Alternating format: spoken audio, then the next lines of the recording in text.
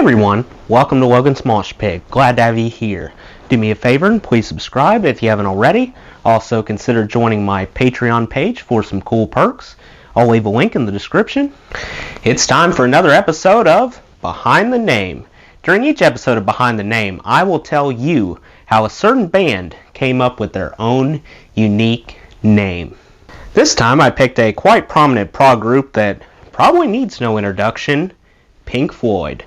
First, I'll quickly go over some general info pertaining to Pink Floyd, then I'll set my sights on how the name came into existence. Did flamingos influence their decision? Well, there's only one way to find out. Let's get started. Pink Floyd was established in 1965. It was initially comprised of four British blokes. Syd Barrett simultaneously sang and played guitar. Roger Waters brandished his bass. Richard Wright prided himself on handling the organs, along with piano, and Nick Mason rounded out the lineup by delivering drum beats. Their debut album, which they dubbed The Piper at the Gates of Dawn, dawned in 1967.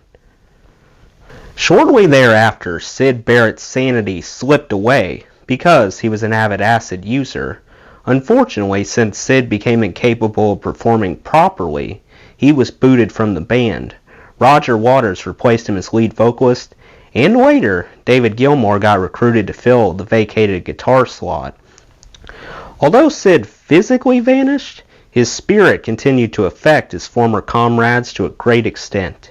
Following Piper at the Gates of Dawn, Pink Floyd shelled out 14 more studio albums, a string of spectacular releases throughout the 70s, including The Dark Side of the Moon, Wish You Were Here, and The Wall, constituted their claim to fame.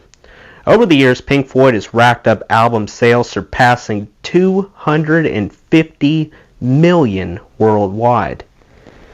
Now, allow me to dispel any lingering confusion regarding Pink Floyd's identity.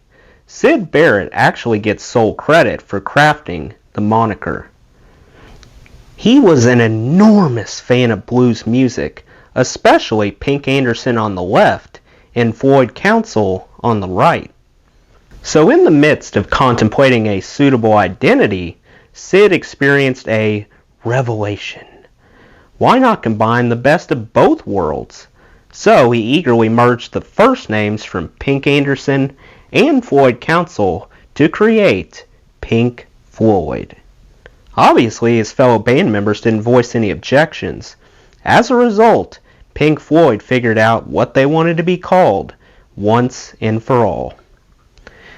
It's too bad that Syd Barrett didn't stick around long enough to share most of those ups and downs. Well, now you know how Pink Floyd got their name.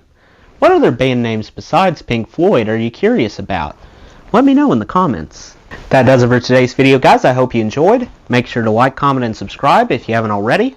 I really appreciate the support. I'll see you next time. Till then, rock on.